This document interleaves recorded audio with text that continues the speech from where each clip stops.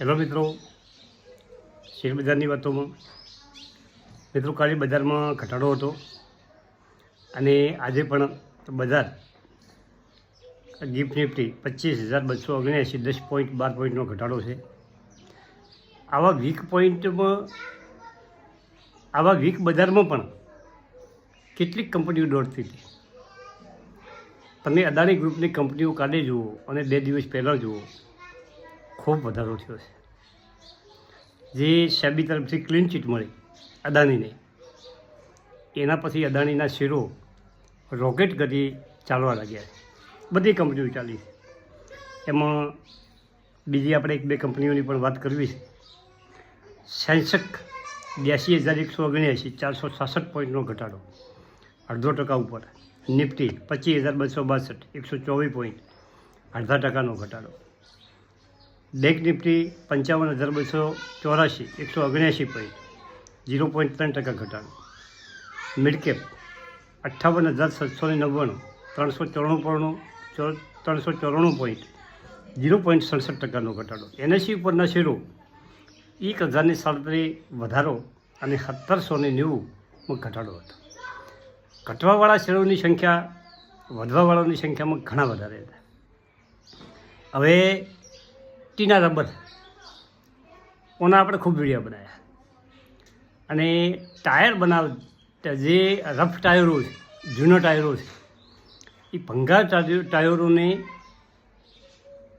એનું કાચું મટીરિયલ છે અને એમાંથી રિસાયકલિંગ કરી અને રબર બનાવે છે. અને એ ટાયર બનાવતી કંપનીઓ અથવા તો બીજી કેમિકલ કંપનીઓને વેચે છે. તો ટીના રબરની વાત કરીએ તો કાલે 921 ઉપર બંધ રહ્યો અને 988 સુધી પહોંચી ગયો હતો. અને 792 વીક લો છે અને 1752 વીક હાઈ છે. હાઈથી ખૂબ ઘટેલો શેર છે. માર્કેટ કેપ 1,760 છે. નાની કંપની છે. સ્મોલ કેપથી નાની માઇક્રો કેપ કંપની કહેવાય આ પ્રમાણે ગણો તો. અને આવી કંપનીઓમાં મિત્રો આ રહેવાનું છે, ખૂબ વધે અને પછી એમાં ઘટાડો થાય.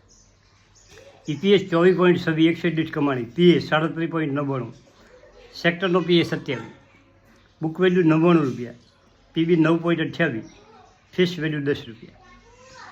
હવે આપણે હોલ્ડિંગની વાત કરો તો 67.58% પ્રમોટરનું હોલ્ડિંગ છે, 0.66% વિદેશી રોકાણકારો છે અને મ્યુચ્યુઅલ ફંડોએ 100.21% રોકાણ કર્યું છે.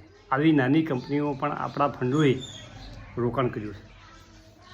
19% પબ્લિક પાસે શેર છે અને 6.54% અધર એટલે કે મોટા જથ્થાબંધ શેર ખરીદવાવાળા પાસે છે. બેલેન્સ શીટની વાત કਰਾਂ તો 17 કરોડ શેર કેપિટલ છે. 1,70,00,000 શેર કંપનીએ બહાર પાડેલ છે અને એમાંથી 67.58% પ્રમોટર પાસે, 0.66% વિદેશી રોકાણકાર, 6.21% ઘરેલું ફંડો કે મ્યુચ્યુઅલ ફંડો અને 19% પબ્લિક પાસે છે. હવે રિટર્નની વાત કરો તો 1 મહિનામાં 10% પોઝિટિવ રિટર્ન આપ્યું છે, પરંતુ 1 વર્ષમાં 42% ઘટ્યો. 3 વર્ષની વાત કરો તો 223% રિટર્ન આપ્યું છે અને 5 વર્ષની વાત કરો તો 11,349% રિટર્ન કંપનીએ આપ્યું છે. હવે અદાણીની શેરોની વાત કરો તો અદાણી ગ્રુપની જે કંપની છે અદાણી પાવર, એ 22 સપ્ટેમ્બર 2025 કાલે કંપનીએ શેર સ્પ્લિટ કર્યા, શેરનું વિભાજન કર્યું. જેની પાસે શેર 100 હશે એના 500 થઈ ગયા. એનું કારણ છે કે એની જે ફેસ વેલ્યુ 10 હતી એ 2 કરી, એક શેરના ટુકડા 5 કર્યા અને શેરનો ભાવ મિત્રો 705 આસપાસ ચાલતો હતો. એટલે 141 ખુલ્યો અને એમાં 20% સર્કિટ લાગી, એટલે કે 28-29 રૂપિયા વધી કાઢી 170 ઉપર બંધ રહ્યો અને 2 દાદાથી દમદાર આ કંપની વધી ગઈ છે. બીજી કંપની છે અદાણી ગ્રીન એનર્જી. અદાણીની 3 કંપનીઓ આપણને ગમી વધારે. એક Adani power, Adani green energy અને અદાણી પોર્ટ.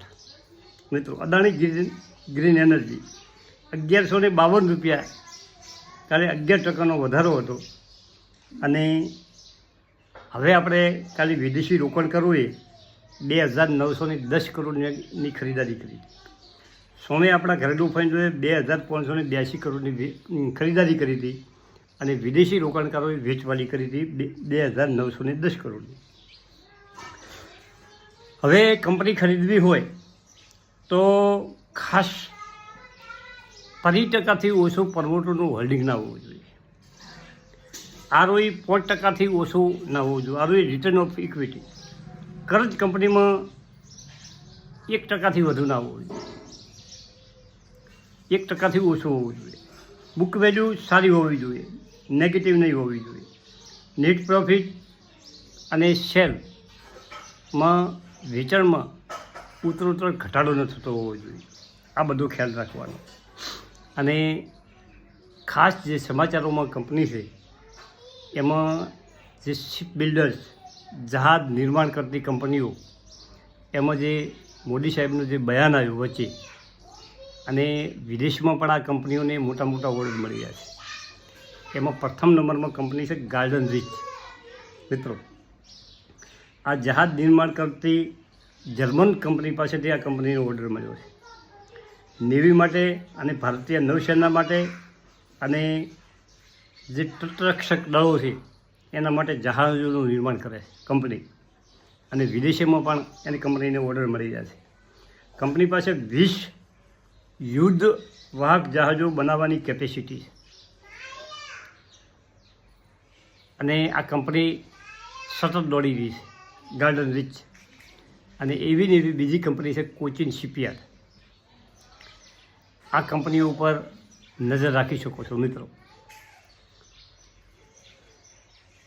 બજારમાં નેગેટિવિટી છે, દેખાઈ રહી છે કે પાકિસ્તાન જે HB વિઝાને કારણે અને બીજા ઘણા પ્રતિબંધોને કારણે, ટેરિફને કારણે બજાર થોડું ઘટી ગયું છે. માનસ નેગેટિવ થઈ ગયું છે. પરંતુ ખાસ વાત એ છે કે કોઈ સારા સમાચાર બજારમાં આવશે, બજાર તરત દોડવા મળશે. બજારમાં ઓનાથી વધારે ઘટાડો સંભવ જ નથી. કોઈ મોટો નેગેટિવ પોઈન્ટ આવી જાય તો બજાર ઘટી શકે. પરંતુ જે સારી કંપનીઓ છે, જે કંપની પાસે ઓર્ડર મળેલા છે, જે કંપનીનું કામ બોલે છે, એ કંપનીઓ વધી રહી છે મિત્રો. અને વધારા પાસેનું કારણ કંપનીનું નેટ પ્રોફિટ, કંપનીનો ઓર્ડર, કંપનીનું શેર રેવન્યુ, આ બધું વધતું હોય છે. Thank you. આભાર.